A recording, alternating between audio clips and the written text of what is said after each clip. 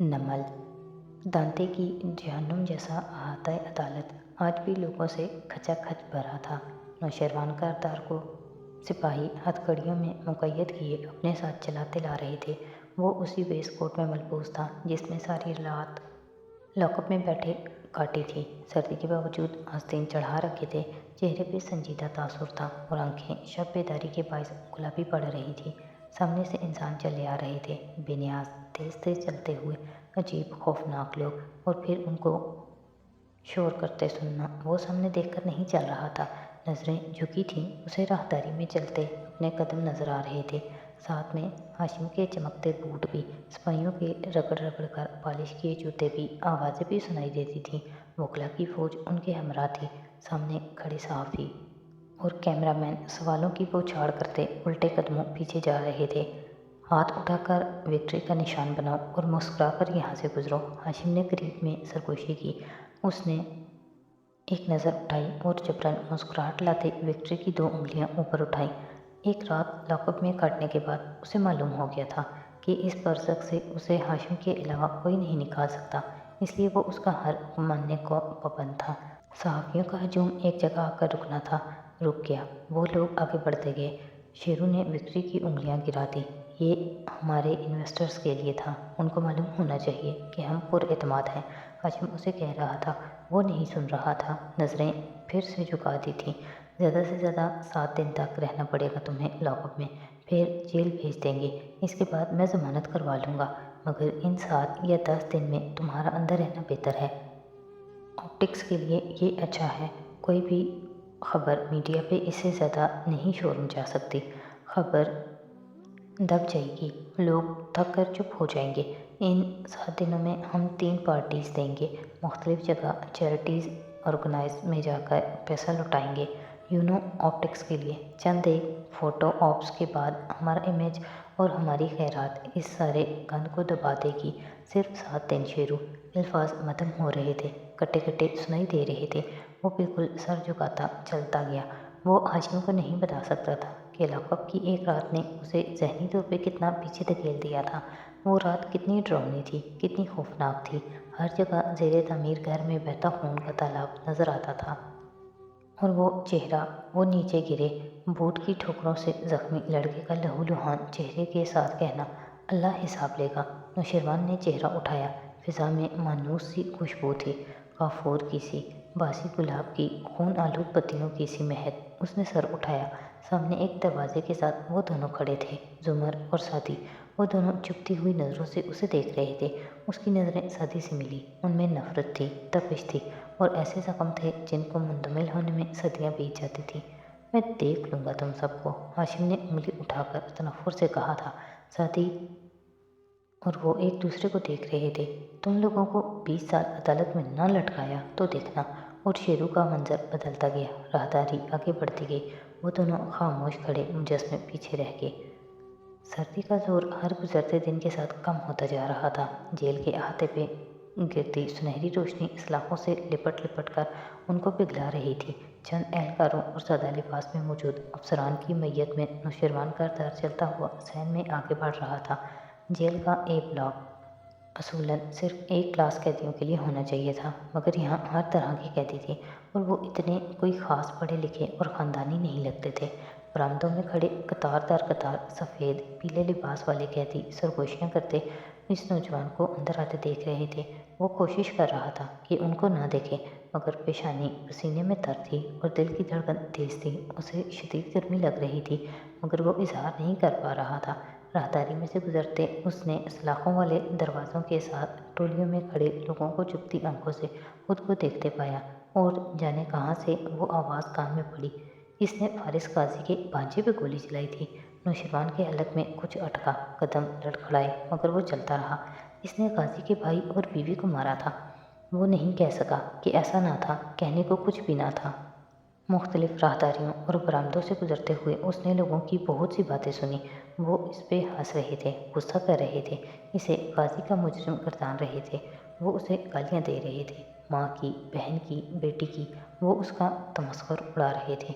उसकी बैरक आ गई थी। वो साफ़ सुथरा कुशादा सा कमरा था, बेड, सोफे, room refrigerator, AC, attach bath, LCD, DVD player सब मुयस्सर था वहाँ।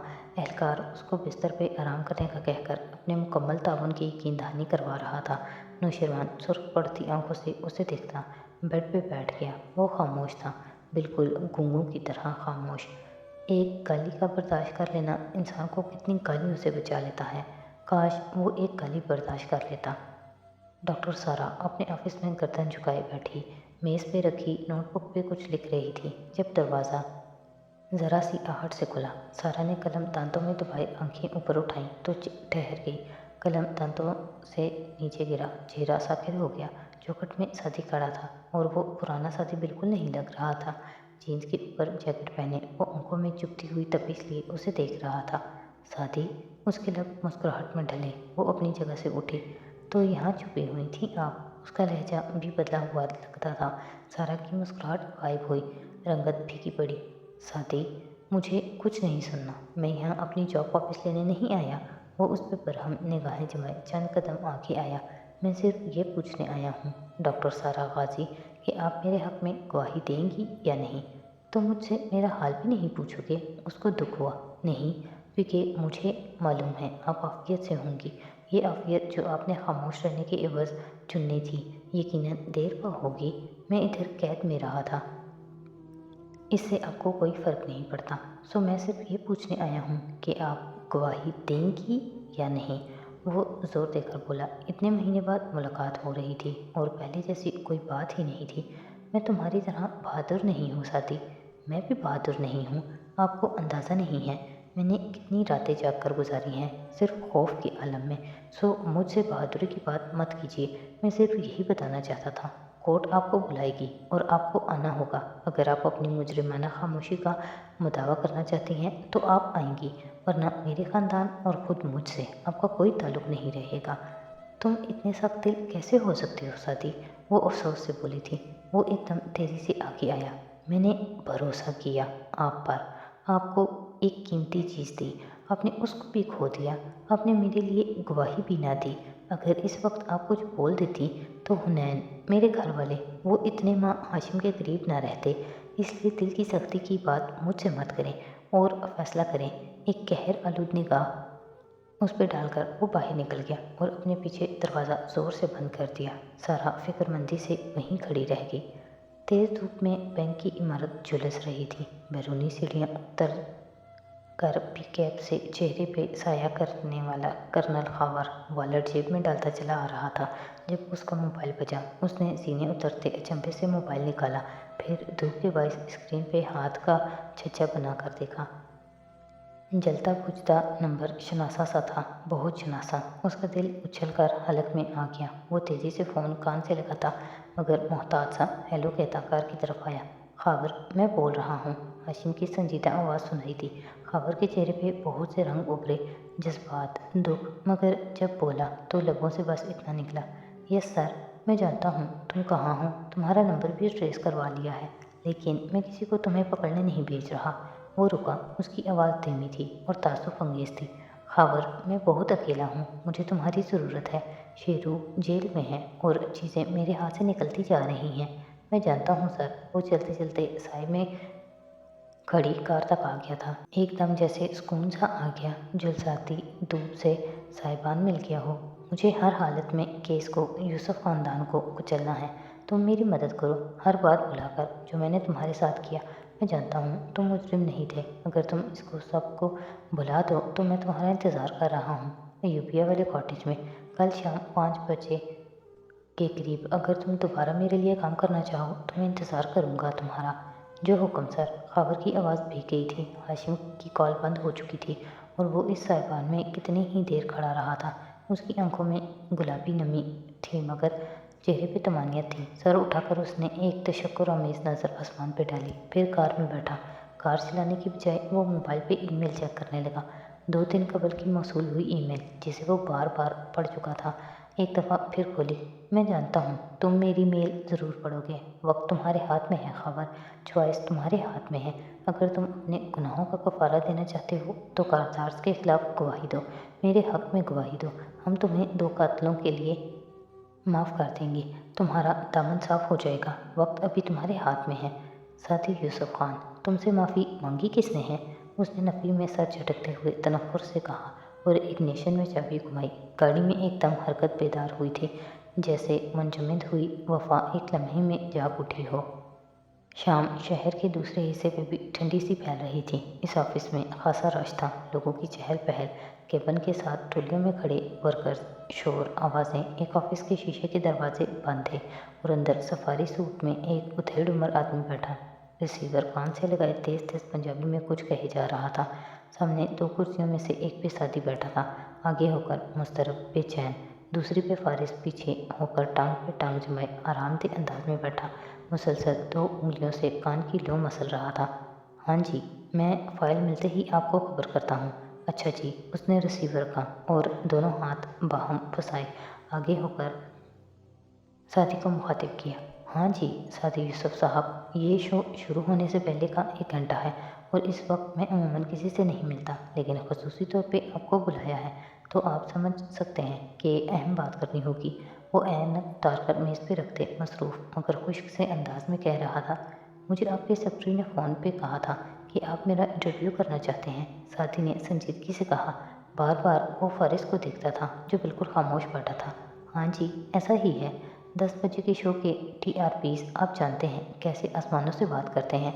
ऊपर से मुल्क का नंबर 1 चैनल है और मेरी शक्ल और साख से मुल्क का बच्चा बच्चा वाकिफ़ है। जिलानी साहब, मुझे दूसरे चंद चैनल्स से भी कॉल आई है। साथी दरमियान में तेज़ी से बोला, लेकिन मैं आपसे मिलने इसलिए आया हूँ क्योंकि मैं अपनी कहानी सिर्फ एक दफ़ा सुनाना चाहता हूँ और किसी ऐसे शो और ऐसे चैनल पे जहाँ मुझे लगे कि वाकई पूरा मुल्क मुझे देख और सुन रहा है। बिल्कुल जी, वैसे भी अगले हफ्ते से कौमी असम्बली का इजलास शुरू हो रहा है। आपकी कहानी के लिए किसी के पास वक्त नहीं होगा। बाद में अगर केस चलता है तो अदालत मीडिया ट्रायल पे पाबंदी लगा देगी और आप इंटरव्यू नहीं दे सकेंगे। यही वक्त है आपको अपनी कहानी बेचनी है। मेरे 2 शोज़, एक में बात कवर नहीं होती ना, सो 2 शोज़ करेंगे हम, इस मंगल और बुध को। 2 शोज़ में आप अपना स्टार बन जाएंगे। सोशल मीडिया से निकलकर आप हर शख्स के घर तक पहुंच जाएंगे। ओके, सती ने संजीदगी से सर हिलाया, फिर फारिस को देखा। वो खामोश बेनियाज सा लग रहा था, शायद वो में कुछ जवाब ही रहा था। ठीक है, अब फिर 30 लाख जमा करा दे, लेकिन कैश की सूरत में। बैंक अकाउंट डील्स मैं किसी को देता नहीं हूँ, मसले हो जाते हैं बाद में। ये मेरा एड्रेस है, आप इधर पैसे ले आइएगा इसी हफ्ते, फिर हम मंगल और बुध के 2 शोज़ कर लेंगे। कागज़ पे पता लिखकर उसने साथी की तरफ बढ़ाया, जो पलक झपके बिना उसको देख रहा था। 30 लाख किस चीज़ के? चलो जी, जिलानी ने उकता कर पहलू बदला। देखो बेटा, मेरे शो का वक्त होने वाला है। अब फजूल की पैसों और जायज़ नाजायज़ के चक्करों में पड़ने का वक्त नहीं है मेरे पास, ना तवानाई है। बगैर पैसों के यहाँ कोई तुम्हें शो में नहीं बुलाएगा, मेरे जैसा एंकर तो कभी भी नहीं। ओ बेटा, फिर समझाने वाले अंदाज में कहने लगे, इसमें कोई गलत बात नहीं है। प्राइम टाइम पे इश्तहार चलवाना है ना, 30 सेकंड के इश्तहार को एक दफ़ा चलवाने की 30 लाख से कम फीस नहीं होती। सिर्फ एक दफ़ा की बात कर रहा हूँ मैं। ये मोबाइल कंपनियां, शैम्पू वाले, ये लोग रोज़ के करोड़ों के इश्तहार चलवाते हैं। मैं तुम्हें प्राइम टाइम के 2 घंटे दे रहा हूँ। 30 लाख इस लिहाज से कम है, मगर चूँकि तुमने इतनी जुर्रत का मुजाहिरा किया है, इतना जुल्म हुआ है तुम्हारे साथ, इसलिए ये रियायत है तुम्हारे लिए। आगे तुम सोच लो, करदार्स के खिलाफ अपनी कहानी बयान करने निकलोगे तो बगैर पैसों के कोई स्टूडियो में घुसने भी नहीं देगा। साथी उठा और खामोशी से बाहर निकल गया। फारस धीरे से खड़ा हुआ, मुस्कुराकर जिलानी साहब से हाथ मिलाया।